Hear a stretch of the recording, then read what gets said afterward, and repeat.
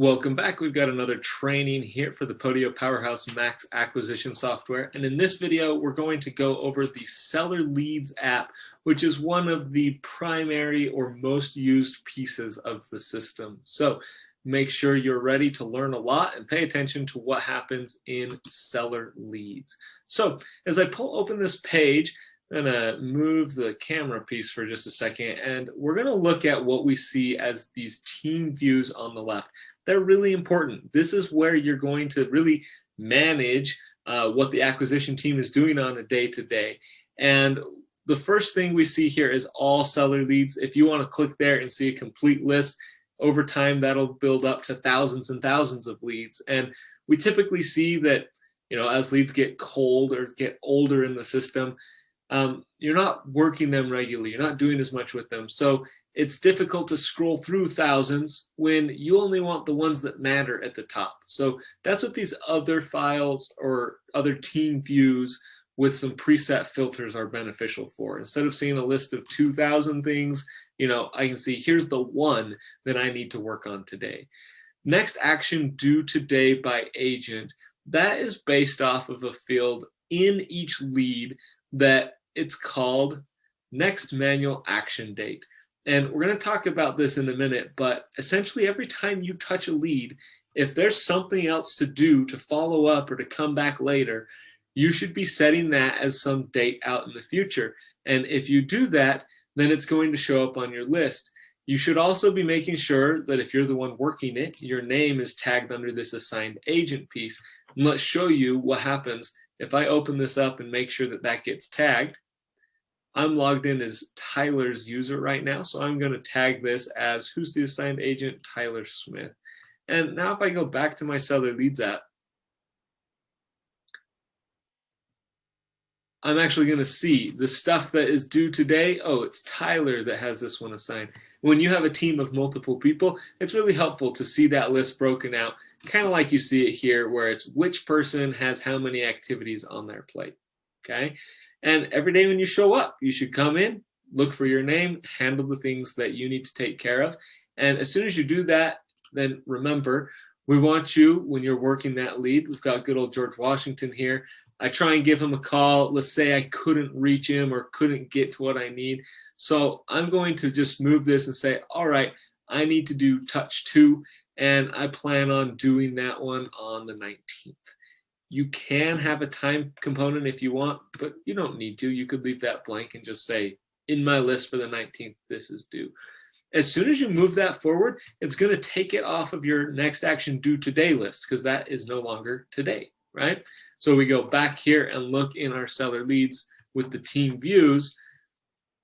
Nothing is due today. It looks like the team is on top of their stuff. They have got everything that was assigned today finished. Great. But we do have a couple past due actions. So these are things that they had committed to, said I was going to do it, but they didn't get there in time. So they can click on that, see the list of people and say, oh, shoot, I did work on that one. I just forgot to update it. Or maybe they say, oops, I missed that one. I left a little early on that day, and so I got to take care of that. So as long as they are updating those next action fields, then the due today and past due should always be cleaned up and in there, okay? Up for grabs, what is that? Well, that is a situation where the filter is telling us, in fact, let's look at the filter. It's important that you know how to tell, well, what determines if it's up for grabs or not. For any of these saved views, the filters are shown up here. So I can say, click on up for grabs. There's one in there. And if I look at what filters made that show up, stage of lead equals new, and the assigned agent is not set. So anytime you have a lead comes in and it didn't get assigned directly to somebody, it's going to be sitting in this bucket. Now, you have the option, if you remember from our configuration training video, you can go there and choose. Do you want to do round robin, meaning anytime a lead comes, it just gets instantly assigned to who's up next in the list? Or do you want it to do up for grabs? So if you have the round robin turned on, you probably won't ever see anything in the up for grabs. But if you don't use the round robin, this is the spot where new leads come and they're sitting here waiting for a phone call, and you want to jump on that as fast as you can. Okay, so any rep should be watching, and if they've taken care of their other stuff and they're ready for the next thing, oh, I'm going to jump in there, take a look. They're going to review the notes on this lead. They're going to figure out, what their information is, and they're just going to put their name in as the assigned agent. Say, all right, I'm going to start working on this one, do their stuff. Okay, it's no longer new, but I need to do whatever, maybe I need to set up a walkthrough, whatever step they are, depending on how many touches it takes to reach this person. I'm going to toss that out there, say, all right, I'm busy tomorrow, but I'll make this happen on that date. You're just going to put that in here, and then make sure you update your status.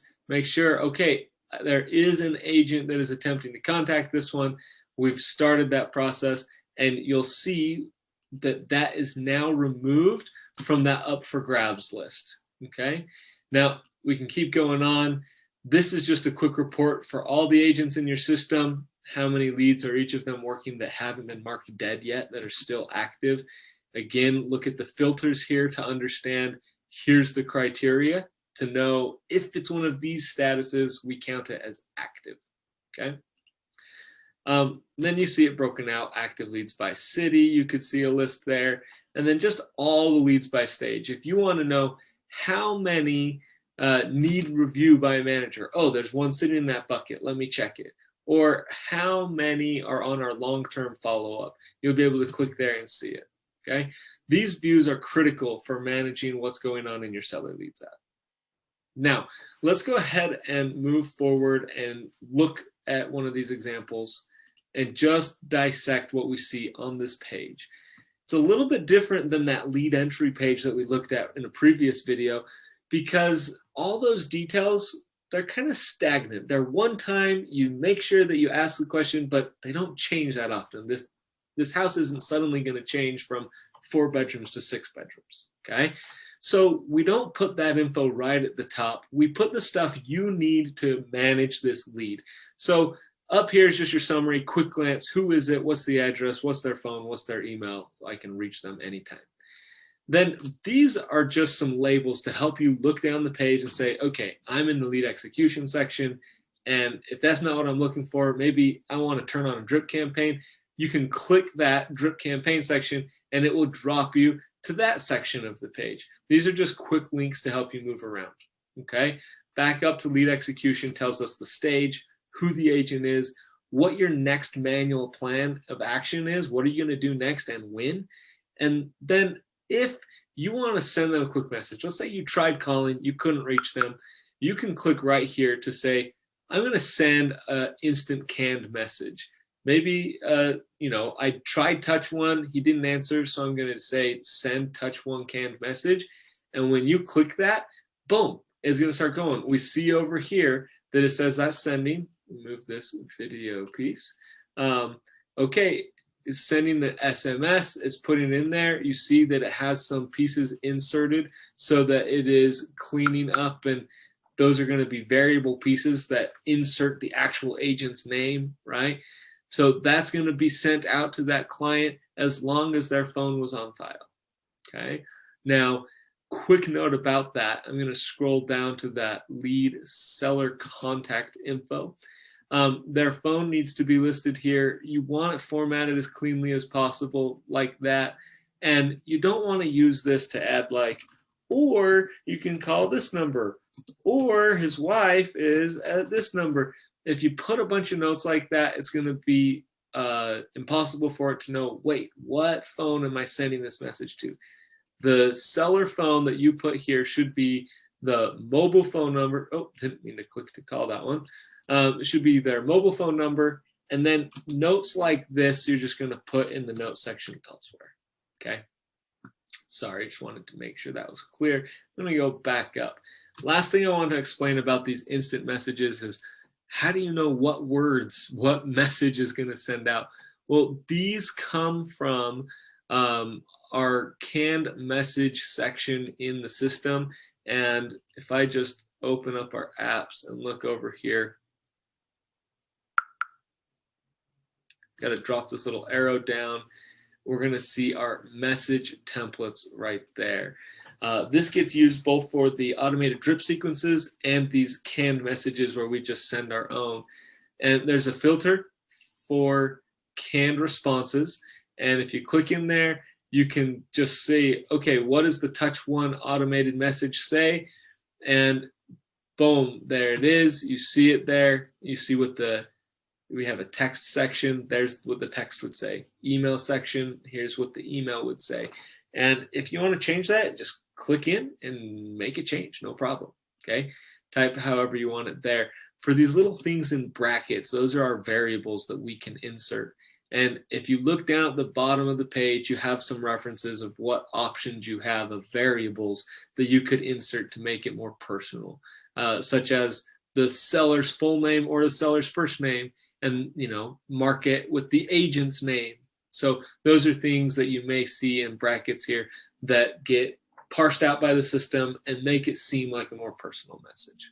Okay, you're more than welcome to come at any time and add your own canned messages in here. And you just click that, title it, say this is part of my canned responses, and then say this one's just a text, or maybe it's a text and an email. You have different options here that you need to fill out. Okay, that's all that you need to know on that piece. Now back to our Seller Leads app. If you select a canned message, it will send that instantly, and then it's actually going to clear out that field, so the next time you open this page, it's just blank and you can choose a quick one. Okay. The drip campaign section, we're going to skip right now just because we have a separate video all about how the drip campaigns work. And so we'll get to this in a separate training, but it's on here so that you can see or know if this lead has some automated messages turned on to go out to them. Internal purchase details is where you're really trying to understand, is this a good opportunity? Is this deal worth even making an offer on? Okay. Now, if it is worth making an offer on, then ultimately you're going to come as an action and say, push it to the offers app. But you need to decide if it's worth that first. So you're going to come here and you're going to enter all of your details and you're going to put these different pieces in. And with that, you want to make sure that you've done your research, that you're not just making these up. So we're going to jump down and continue looking at the page to see how some of these research numbers fill into here to spit out our table and look at all those different things. Okay.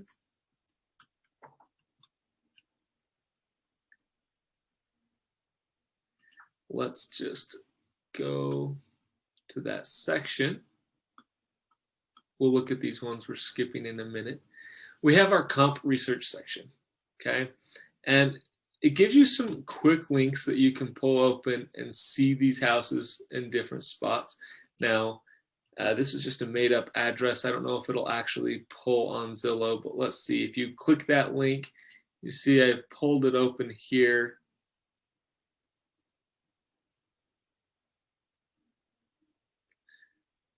All right, so it did find an address here on Zillow for it, and you just want to confirm it pulled open the right thing, look through the details, and kind of start to see what Zillow thinks it's worth. And we have several of those quick links. Those are simply searching those sites. It's like, go search on realtor.com for this address. Go search there, and if you click it, and if they have it, it'll give you some info, and then you're able to put in your numbers here. So I'm just going to make up a couple numbers here. We'll say on this one, they thought it was worth 285. And this one, maybe they thought it was worth a little bit more. So as we put those numbers in, it's doing the calculation, and it actually does the math to tell us the average. Sometimes it takes a second. You have to see that green bar to know, okay, it's done the math, it's recalculated. That's what that average comes to, okay? Now, your other comps you can run, put a link to your comp here. How many square foot was that one, and what did it sell for? As you fill all of this out, it just helps with knowing or understanding the value for you, Okay. Now, on this one, I need to link to our configuration. This is just, yours will automatically do that. For our demo piece, this one was built before, so I didn't have that linked up, but yours automatically linked to configuration. And why that matters is because when we go back up to our internal purchase details, in this section, how much profit we require, what we estimate as our miscellaneous costs, those are based off of our configuration page, and that link goes over to tell us what to expect there. So if you think, oh, that's too much, you can go change your configuration settings and it will adjust, okay?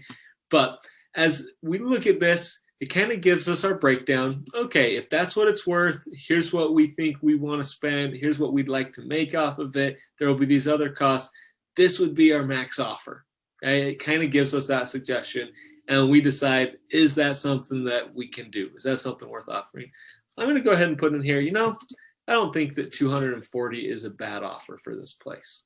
And when we do that, you see that that just changed to, hey, based on our numbers, that's a good offer.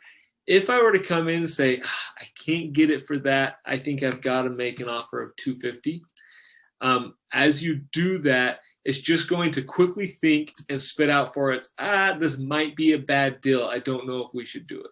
Okay, so this section, I hope you see how helpful it is to run the numbers, decide what you think, and ultimately, whatever you put in this field as your offer amount, let's drop it back down to 240 as a good deal. When you push it to the next step to the offers app in Podio, it's going to take the info that you have here as the offer amount to put on there. Okay, let's keep moving down the page. Your seller contact info, really straightforward. If there's anything you need to update, this is where you come. This is where you would add notes if they have additional phone numbers or different ways to contact them. Property details, this is that stuff that you asked in the lead entry app, or if it came straight in as a web lead and maybe didn't have all that stuff yet, you would come here and say, oh, I just need to confirm, is that house vacant right now or is it occupied? You'd fill it out on here as you go. Make sure that you have the right details. Again, this is a little further down our seller lead page just because once you've confirmed it and checked it, you may need to come reference it, but it doesn't need to be in your face because it's not changing regularly. It's not something that you need to come and update all the time like you do that status field at the top, okay? So all that info lives here. If you see anything in this section that you say, I just don't care, maybe flood insurance isn't a big deal in your area, we recommend don't delete the field because there's some workflows that tie it all together and we don't want to break anything that you had out of the box here. But the easiest thing to do if you don't want a field like that is to simply modify the template, find that field and mark it as always hidden. Only admins can do this modify template, so it's not like your reps are going to be in here hiding fields, okay? But here's that flood insurance question, and you can just come and say, always hidden. I don't need to see that on the page. I don't need to ask that question. And then you hit that save or green done button in the bottom left. That field's just going to be tucked out of sight from now on, okay? Again, we don't recommend deleting these because it might hurt one of the automated workflows that you purchase, but hiding them is totally fine. And we're back here to where we were looking. They finish answering any questions you have on it. Your comps, most people, when a new lead comes in, they just assign one of the VAs to come and do the comps, punch it all in here so that you can analyze it. And that's why it's tucked at the bottom. Someone else will come, hopefully work on that, get the numbers, and then you do the rest up top of the page. System tracking info, this is stuff that is just kind of tucked down here for simple reference. The computer needs it, but you don't need to come do stuff here often. So you can just get down here and be like, all right, back to my lead execution section. Up here, this isn't a brand new lead anymore. I've actually made contact with this person. You've got to keep that updated, as well as when are you going to touch it next to make sure that things stay on track, okay? And really, that's it for the seller lead page. As long as you are doing that, as long as you remember, before you leave any lead, before you hit this little black X in the top corner, make sure that you say, what's next, when is it, and then if you have a status change, you can do that. Those status changes are a little more big deal stuff, right? And we have automated as much as possible. So for example, if you click push to offers app, the status will automatically update to saying in offers app, right? It'll know stuff like that. But contact made, the computer doesn't know that. You've got to tell it, hey, I actually reached this person on the phone. Contact has been made. Okay. Those are the main things that we want you to know about using the Seller Leads app. There's a lot of other tips and tricks that we can share if you want to jump on a training call. But get started with this, try it out, make sure that everything's working well for you, and pay attention to these views on the left-hand side, and you will be good to go.